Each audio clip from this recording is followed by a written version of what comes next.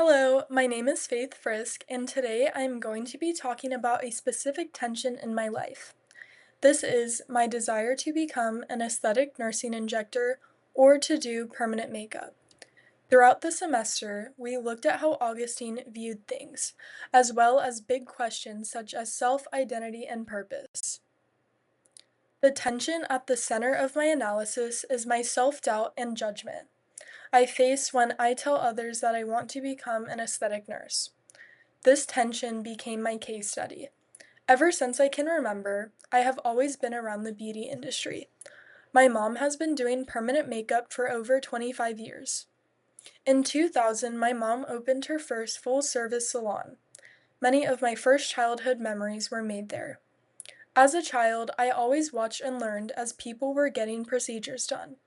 All along, I was 100% sure that I was going to do what my mom did because my mom also has high expectations for me to take over her salon one day when she retires.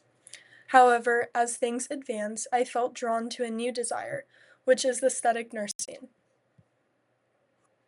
However, there is one problem.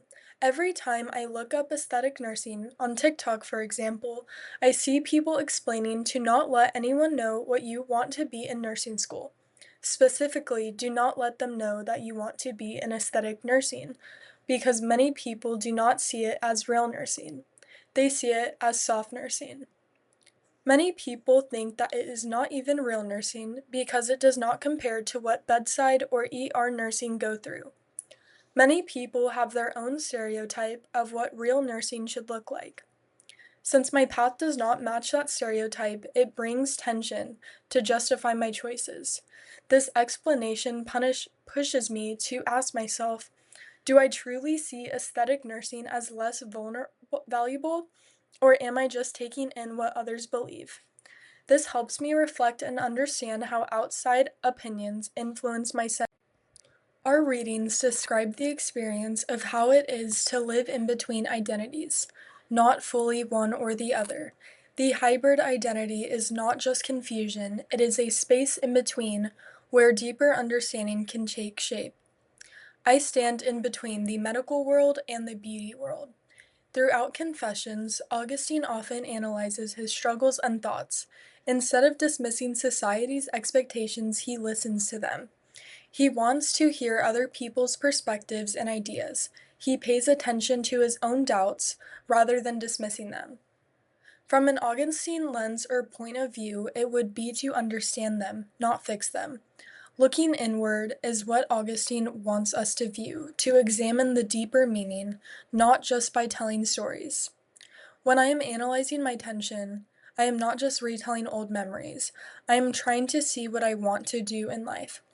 For me, my contradiction is feeling pulled in between two worlds, the beauty industry and the nursing industry.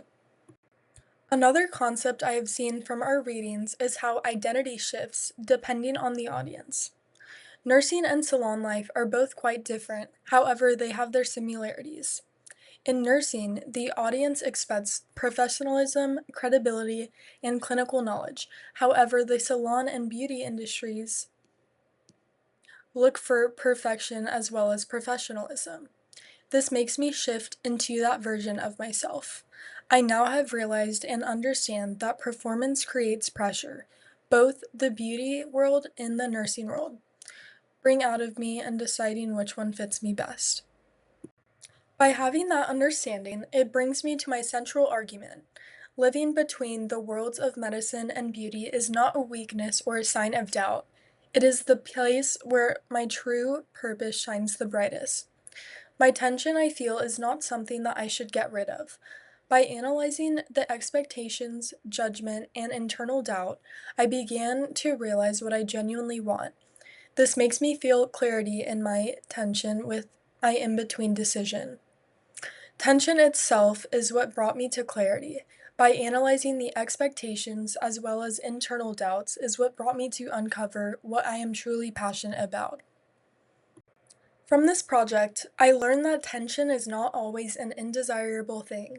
Sometimes it means you are still growing and have things to learn. It taught me to trust myself while I can still take opinions from other people. However, in the end, go with what I want to do. Throughout this course, I have learned from the Confessions of Augustine to ask myself more questions, such as, what do I really want to do? What is calling me personally? This helped me to distinguish self reflection from the external pressures that surround me. Doing this project really helped me see my future in a different and new way. I hope this helps others who also might feel caught in between their real purposes and society's expectations. Augustine's ways helped me realize that I should pay attention rather than being confused about it.